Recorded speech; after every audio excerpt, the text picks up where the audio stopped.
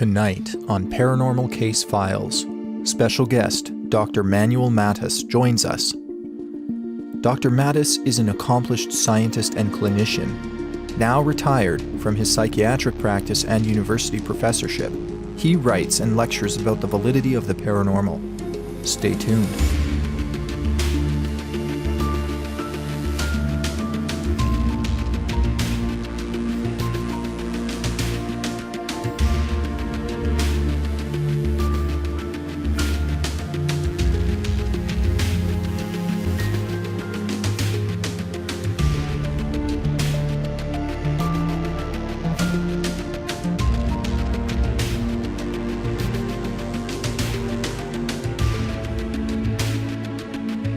First of all, Dr. Matas, thank you so much for joining me here on the show today. Thank you for inviting me. Well, you know, I recently discovered you because my publisher, of all people, sent me a link to your website and wanted to let me know about the conferences you've been taking part in for the last few years. Do you want to say anything about that, first of all? Because you're a scientist who goes to conferences and speaks to the effect of the legitimacy of the investigation of the paranormal. Is that approximating it okay? Yes, approximately. That's right. I mean, I've been going to an international conference the last few years in Montreal. It's an annual conference, and it's about the integration of science and spirituality. That's very interesting. I've heard of that. I'm from Montreal originally, and a friend of mine and the one who did my previous website, Dr. Craig Hogan, also attends those conferences from time to time. I'm not sure if you've heard of him. No, but it's a very big conference. There's hundreds of people there, and they come from all over the world. And it's a combination of people who are MDs and PhDs, and a lot of people who are, theologians and ministers and so on. There's a wide variety of backgrounds there. So, no, I haven't met Craig, but I met a number of other interesting people at that conference, and I've been giving presentations at the conference for the last 3 or 4 years. Wow, okay. So just to establish your credentials, you're a clinical psychiatrist and Yes. an MD here in Canada, is that right? Yes, that's right. Okay. And I also have my MD and also my diploma in psychiatry from McGill University. Oh, interesting. Okay, McGill. Okay, another Montreal connection. So have you heard of Dr. Ian Stevenson, who is definitely. Reincarnation. I just interviewed a journalist who went on an expedition with Stevenson prior to his death, and I read that book, Old Souls, which is so beautifully written, because a lot of Dr. Stevenson's work was very dry, and so this journalist put it into a cohesive, sort of digestible story for people to read. And so your work I've been starting to read, and it's not dry. It's the opposite of dry. It's actually very personal and very accessible, and I appreciate that. I call myself a cheerleader for science. I have no degrees in science, but I love science. And your new book is actually called The Borders of Normal: A Clinical Psychiatrist Destigmatizes Paranormal Phenomena. Now I sound like Joe Rogan. I can't pronounce words today, apparently. That's all right. So what brought you to write this book, I should ask? Well, my intention in writing this book, as the subtitle suggests, is the need, in my opinion, to destigmatize paranormal phenomena, because there's a lot of stigma around paranormal phenomena. So if I could explain just briefly, to talk about the word paranormal. If you look at the word itself, the prefix para means beside. So we have paralegals working beside lawyers, we have paramedics working beside doctors, we have Paralympics, and so on. So paranormal means beside normal. It doesn't mean abnormal. But a lot of people who have experiences which are characterized as paranormal are afraid to talk about them because they're worried about what people will think of them. So for example, if they see a spirit, or if they hear a voice, or if they have an out-of-body experience, they don't tell anyone. As a result, people don't realize that these experiences are actually quite common. So my intention in writing my book was to help people accept their own experiences and to feel free to share them and to encourage people to share their experiences. If I could give an example, one study showed that approximately 50% of people who are bereaved, who have lost a loved one, will have some kind of post-death contact with the deceased loved one, whether it's hearing the voice or seeing a vision or feeling the presence or feeling the touch of the person. These experiences are actually quite common. But most people don't talk about them because they're worried that other people will think they're losing their minds. So, you know, if more people would talk about these experiences, I think it would make it easier for everyone to accept these phenomena. And I have to say, like for myself, I didn't talk about my own weird experiences when they first started happening. Right. And that's something I noticed in your book. In fact, you do go into some deep detail about your own personal experiences. In fact, one of them that struck me was that it happened during your father's funeral. And I wondered if you'd want to go into that a little bit. Sure. Well, that's the point where I decided I need to talk about this. I can't keep it to myself any longer because it seems so dramatic and so important that I wanted to share it with people. Basically, what happened at my father's funeral is I saw two angels, and I could almost call them beings of light because I saw them come in on a light beam through a window in the wall of the funeral home. And these angels were huge. They were filling up the funeral home from floor to ceiling. There was one on either side of the casket. And they were more or less fitting my preconceived notion of what an angel would look like, in the sense that they were wearing long white robes, had long hair. They were very beautiful. I couldn't say if they were male or female. But when I saw these two beautiful angels, the idea came into my mind that they were called ministering angels. I had the idea that they were ministering to my father to help him make the transition from this world to the next world, because he didn't have a belief system in place. And I subsequently learned that there are different types of angels, and generally angels are thought of as messengers, but there are types of angels that are called ministering angels. So I saw the angels, I started talking about them, and people generally were very positive and very receptive. So when you saw these angels, you're at your father's funeral, just to give us some orientation in the room. I'm a very visual person. So was it a standard sort of religious situation where you had your father's casket at the front of the room and you were looking and these angels came in, but were you looking at the backs of the angels or the sides of the angels? The sides. Sorry. They were beside the casket. Mm-hmm. But I was looking at the front of the angels so I could see their faces. Right, but they were and at it was during a service at the funeral home. So, and you made an interesting remark here that I've heard many times before, and I myself have experienced because I've seen an angel once, and you couldn't tell their gender. It's almost like an androgynous appearance. Is that fair to say? That's right, because they were wearing long robes, and they had long hair. They were both very beautiful, but there weren't any sexual or gender-related characteristics that I could identify them as either male or female. Mm-hmm. That's very interesting because that suggests something of a symbol of being beyond human existence or beyond the conventions of human form in some sense. I would think that's where my mind goes immediately. And anyway, so you get this, I call it like an instant download where the idea comes to you out of the blue.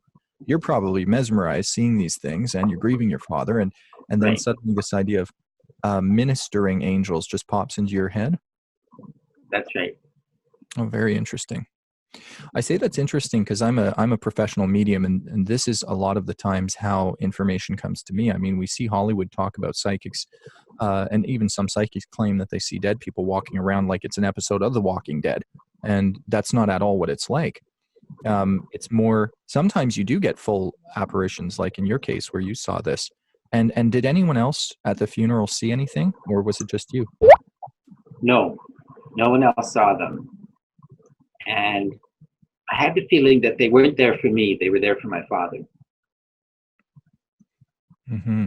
Very interesting. And so this, in some sense, was a gift to you. Did you feel that way? Did you feel like it was a gift?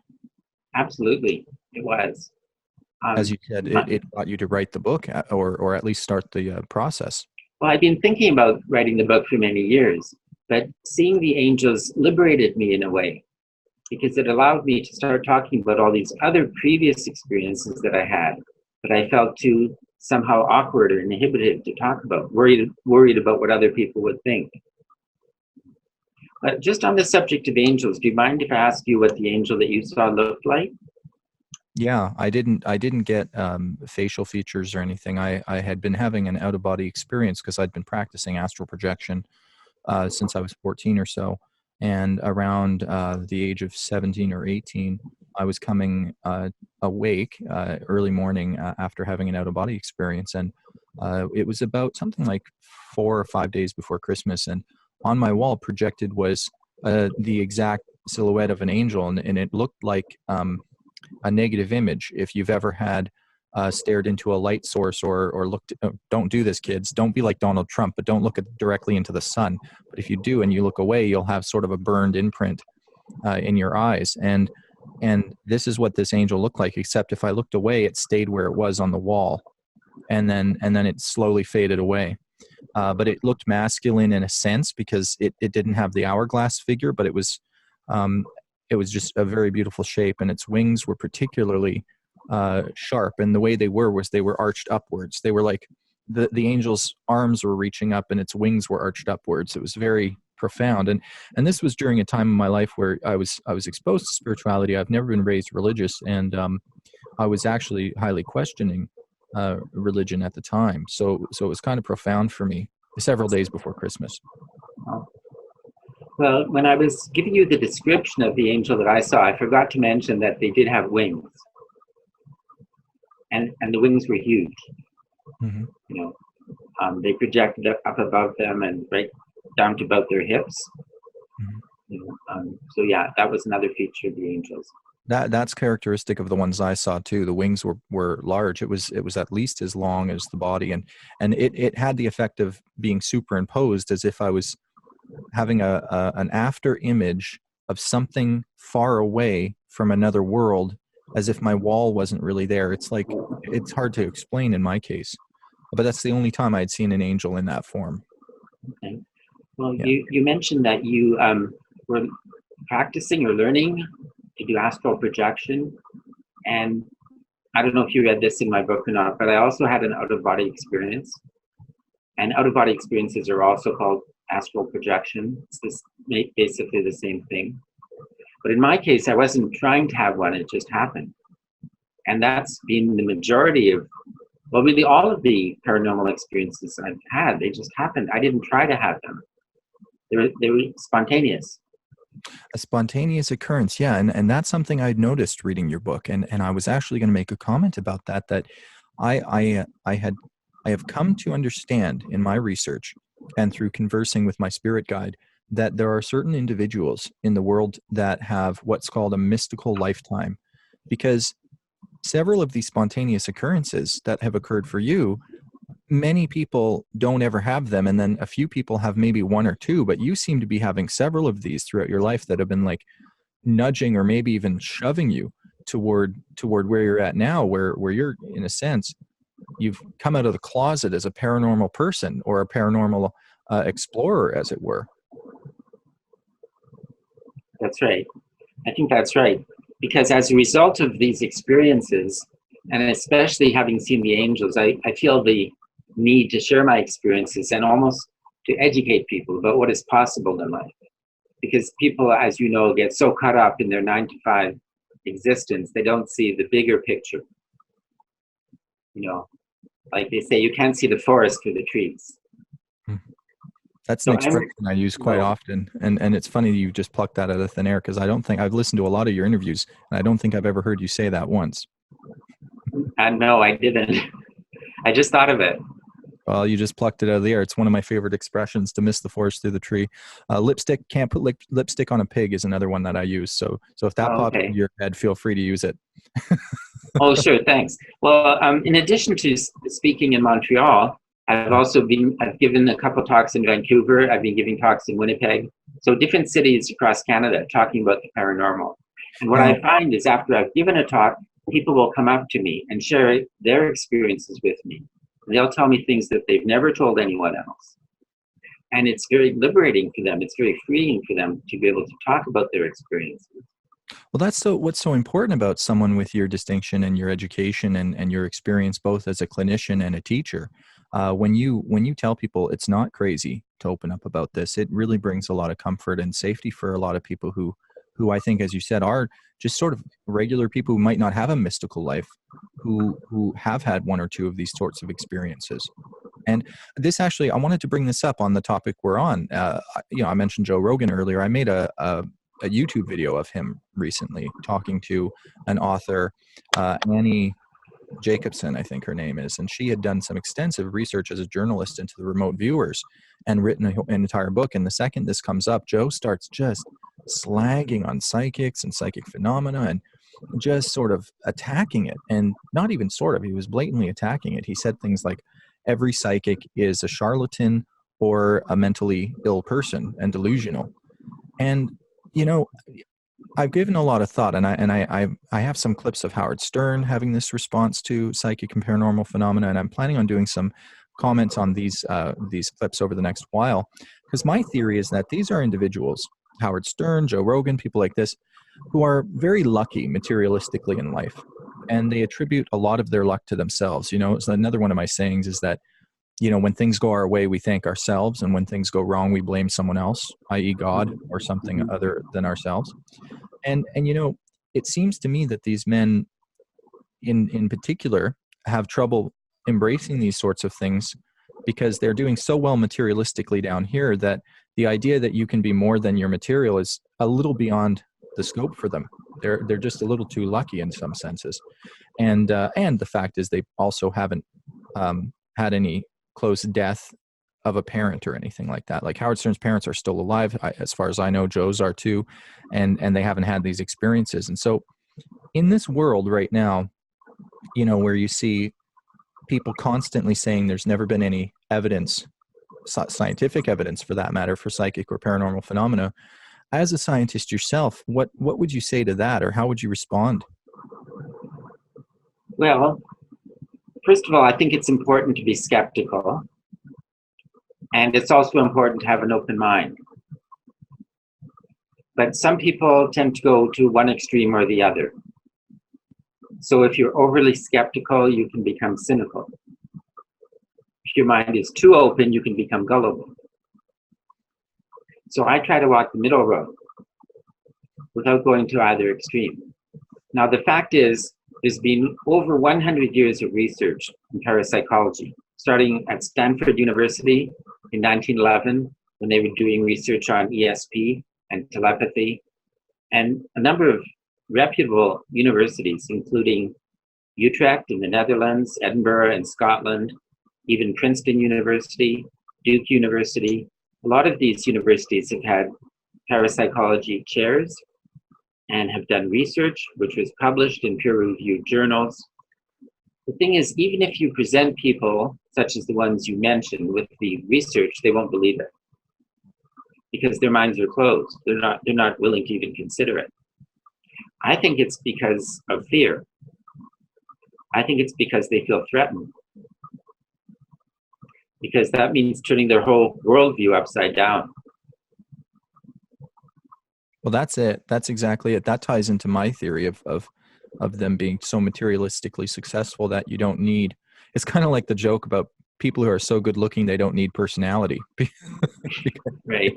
I've got a lot of personality, by the way. So, but so the thing is, it's like that, isn't it? And it is fear, and it is a cognitive dissonance is a word I looked up this morning because I'm talking to a psychiatrist. So I'm sure you know what that. Yes. Well, that's right. No, I say that too. It's cognitive dissonance.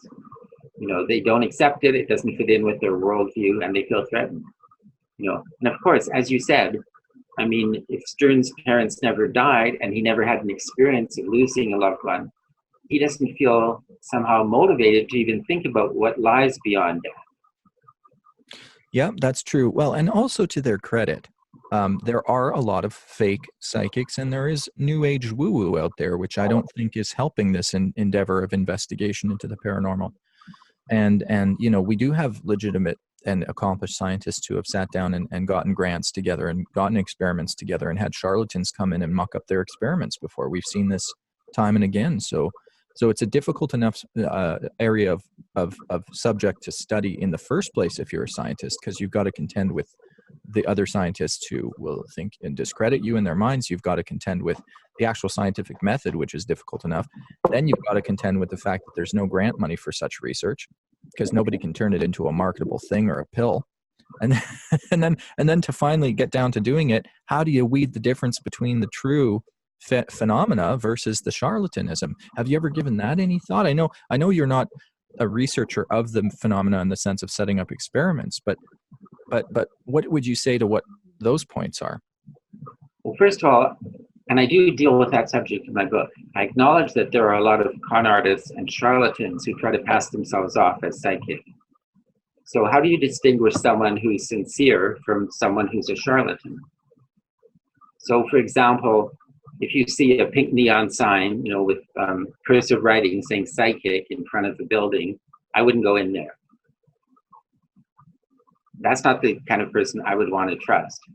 However, if someone has been recommended to you by someone that you know and trust and says, I've seen so-and-so and they're really good and they're really sincere, that's one thing, to try to see someone who's been recommended. Also, I think someone who's genuine would be humble and would be modest. They wouldn't start bragging about everything they've done and everything they've accomplished and all the successes they've had. And the third thing I would say is that going along with their modesty, they wouldn't be charging a huge sum of money, hundreds and thousands of dollars, you know, for a 20-minute reading. You know, I think that's another issue you need to consider in terms of what is their motivation. Why do they want to do this type of work? Why are they doing readings? Are they trying to help people, or are they trying to rip people off? Mm-hmm. Mm-hmm. You know, that's interesting. One of the best psychics I've ever seen, and she's still practicing today, is a little woman named Paola in Montreal, and she charges $40.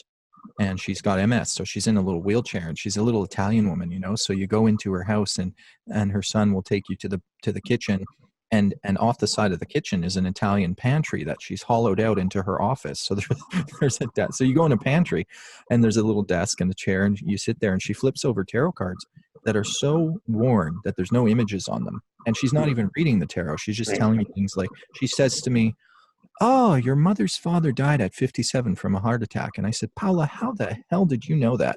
And she winks. She goes, "It's in the cards." But her grandmother was a great medium in Italy. And so, yeah, Paula has been an inspiration to me. And her delivery of information is so gentle. And she just sort of casually lists things off that are happening in your life as if you're best friends, without you saying a word, without you asking any questions. And like I said, $40.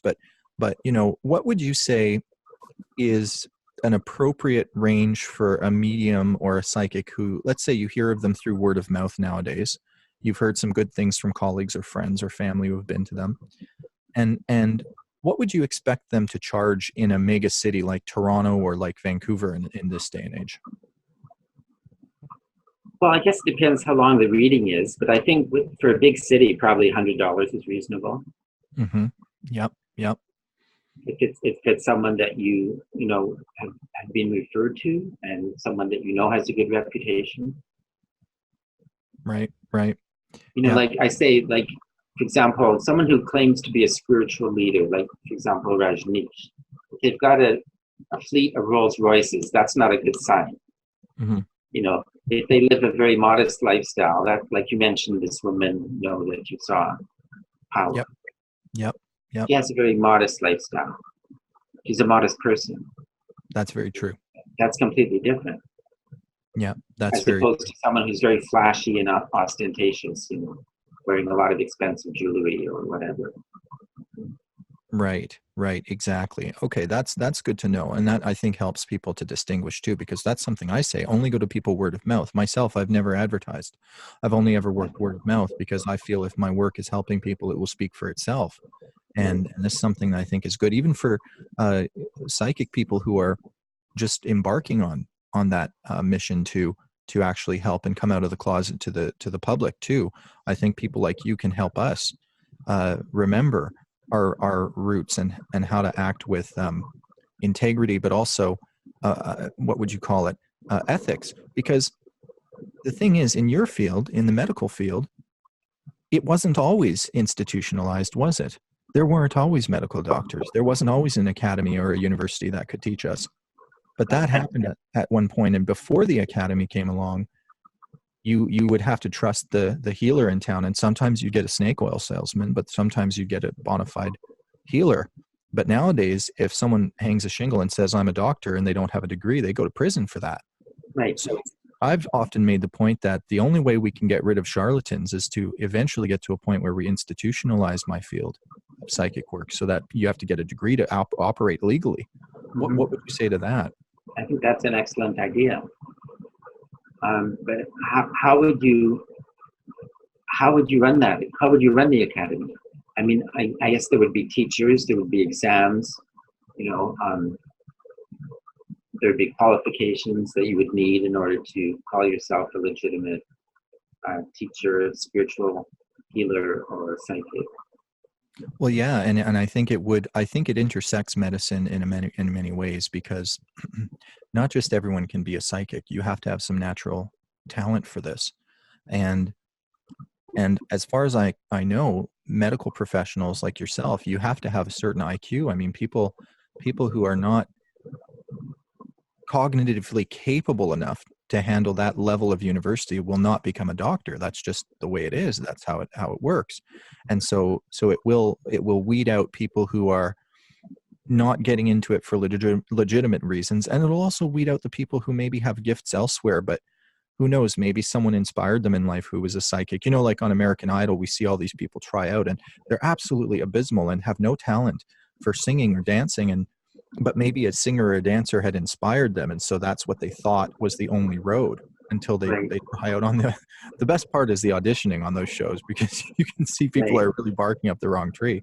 And I feel like in my field, it gets oversaturated with woo-woo and people who claim to be able to do what we do, and they can't. Mediumship is a specific thing. It's evidential.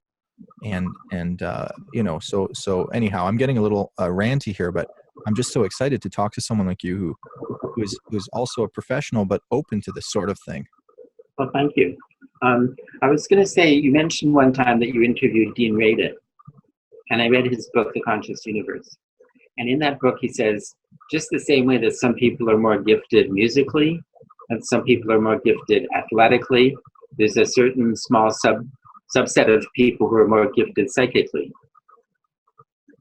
And I think that's true. I agree with that. Oh, well, thank you for the confirmation. Yeah, he does mention that. That's true. And he is definitely on the ground doing research. And so, but getting back to you in these conferences, do you have one coming up in the eastern part of Canada? Well, the international conference in Montreal is every August. It's called the Spiritual Science Foundation.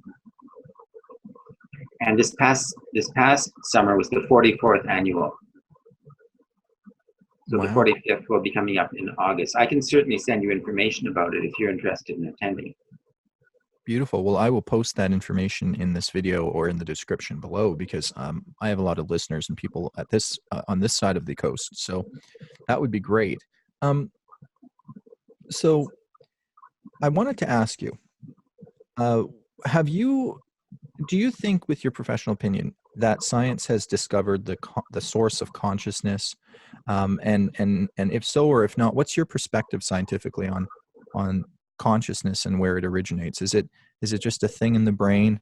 Is Adele actually literally in my phone singing to me? Or has my phone learned to mimic her? Or is it some signal coming from elsewhere? That's a leading question, Your Witness. Well, no, I would say the latter. And of course, when we talk about consciousness, we have to talk about different types of consciousness. Because there's personal consciousness, there's the personal unconscious, and then there's the collective unconscious, which Carl Jung talked about. Now, when we talk about the collective unconscious, that's something that has been written about by philosophers and spiritual teachers psychologist for many, many years. And it's also called the universal mind. The idea being that your personal mind, your personal consciousness connects in some way with a collective unconscious or a universal mind, which is much larger, much bigger than you are, but you're a part of that. So in that sense, to answer your question, consciousness can come both from your own mind, your own brain, but also from outside of your brain. And in fact, in my book, The Borders of Normal, I have a chapter about where is the mind located. So it can be both in the body, it can be in the brain, it can be in other parts of the body, outside of the brain, and it can be outside of the body, in the universe. And that's something we can connect with, something we can align our own personal consciousness with the collective unconscious. That's kind of a long-winded answer. No, actually, it was an abbreviated answer for how huge a question it is, really. But that reminded me, I was just listening to Dr. Rupert Sheldrake before you and I started chatting today, and I've spoken to him briefly through email, and I assume you're familiar with him. Yes.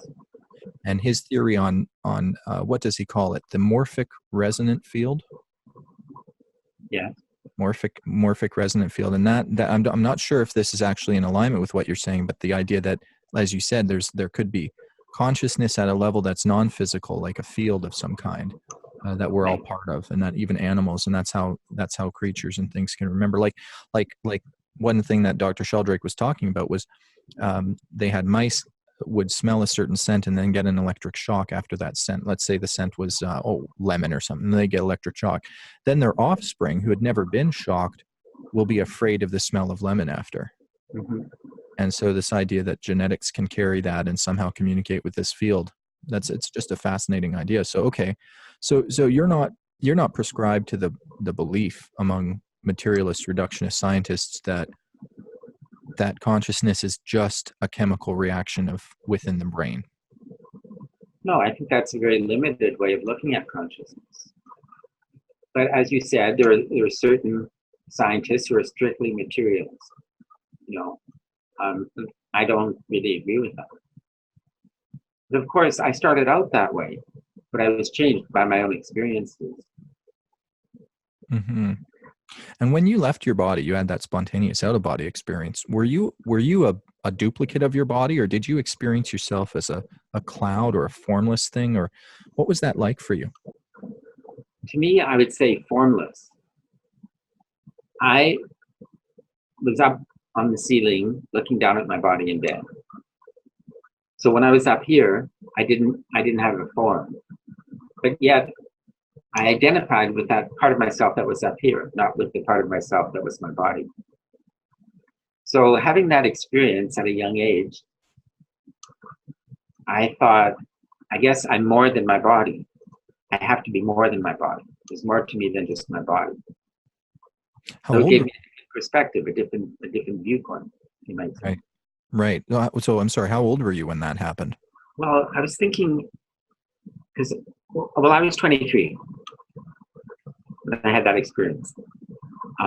When I was 19, I had what's called a precognitive dream, which is a dream that comes true. Mm-hmm. That's when I was a medical student, and I dreamt the exam the night before the exam.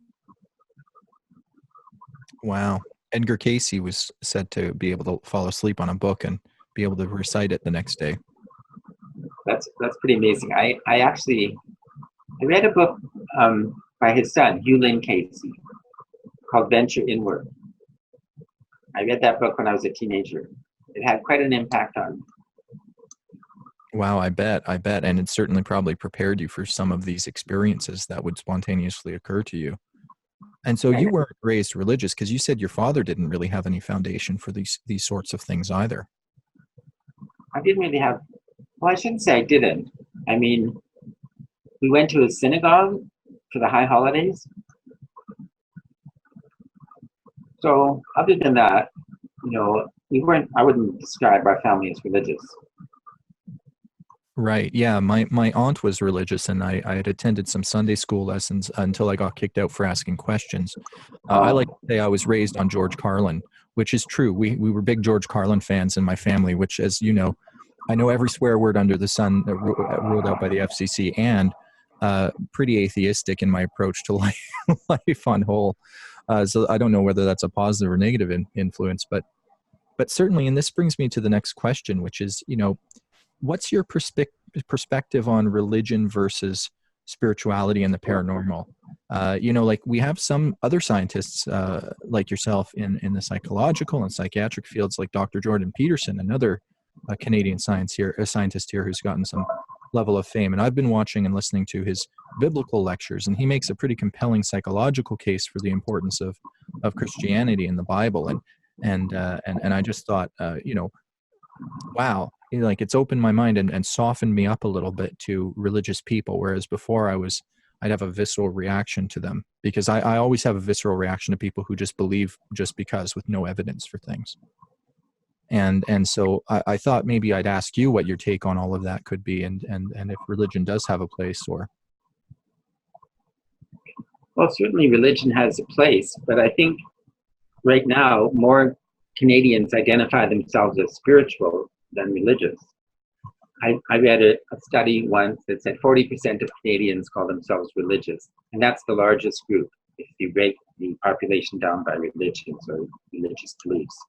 So I think the idea is that if you're spiritual but not religious, then you most likely don't attend services, and you most likely don't follow a prescribed set of rules, but you believe that there is a spiritual component to life, and that there's more to life than meets the eye.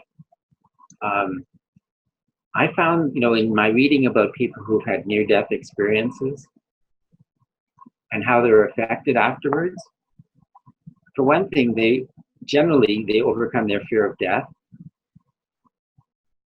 And people who have these types of experiences tend to be more altruistic and less materialistic, and they have increased meaning and purpose in life, which is also related to spirituality. But one woman who, I think it's Dr. Mary C. Neal, she was an orthopedic surgeon. She wrote a book called To Heaven and Back. And I think she was born into a Catholic family. She converted to Mormonism prior to her near-death experience. But when she came back from her near-death experience, she came back with the belief that no one religion is superior to any other religion. There's many different paths to God.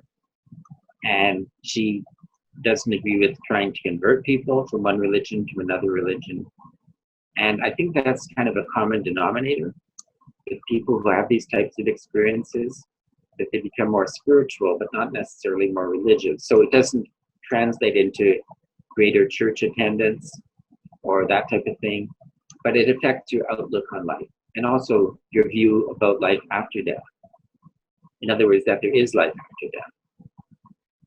right. But so you're talking about near-death experiences and direct experience, which is kind of what I'm saying too. Is like my point is you don't need faith to have direct experience with something beyond, and you don't need to believe either. You don't need beliefs. You can seek it out and have a direct experience. I believe if a lot of people, like if I could get Joe Rogan into a legitimately haunted house for a night, like really legitimately haunted, and maybe several nights until he sees an apparition, I bet you he's going to have a wilder realization than any mushroom can give him. Probably. Right. And so am I mincing your words here in the sense that you're saying, from what I hear, that you don't need to seek for faith, you can just have a direct experience, and in some senses that could be as profound as what people claim religion to be? That's right. In fact, the transcendentalists believed in a direct experience of the divine, that they thought that they didn't need a church hierarchy to tell them what to believe.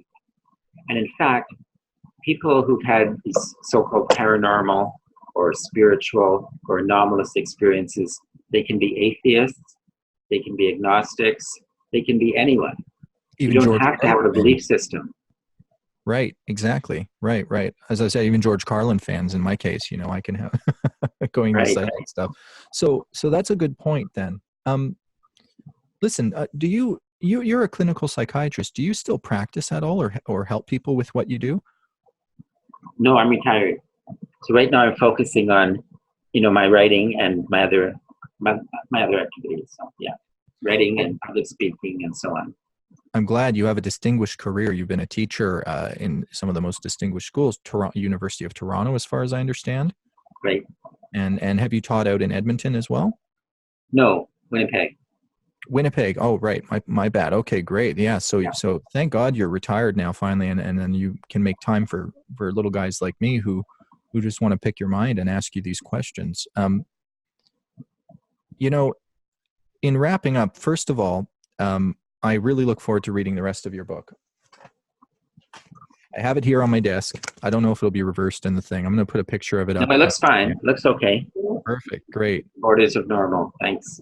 Borders of Normal, a clinical psychiatrist de-stigmatizes paranormal phenomena. See, I can really read, I promise. That's good. But I'll just say, in terms of the title, my plan was to expand the borders of normal. That was the intent. I love it. I love it. And so, do you have any other books on the way? Right now, yes, two. I'm working on a book on time. What is the nature of time? Is time an illusion? Is time a mental construct?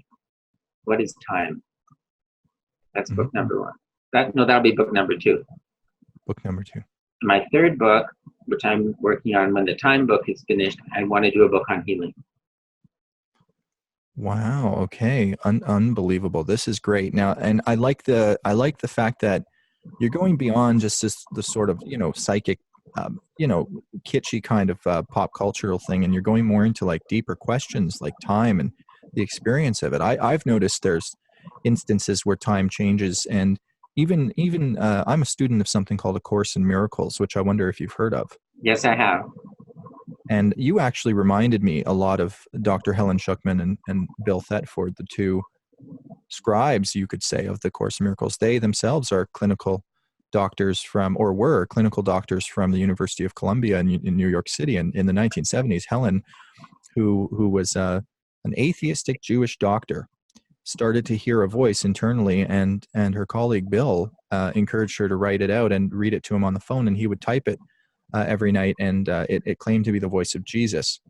So you can imagine, for my listeners, what these two doctors thought was going on. And of course, Helen never had any paranormal experiences that were of note until shortly before she started hearing this dialogue, where she predicted a colleague was suicidal, and there was no sign of it, and they interjected just before that person committed suicide, saving their life, and had several profound dreams leading up to it. So you remind me of them in a sense, because here you are, another doctor who's started to have, well, not started, but who has had these series of mystical experiences throughout your whole life, and caused you to dig deeper, to go under the hood, as it were.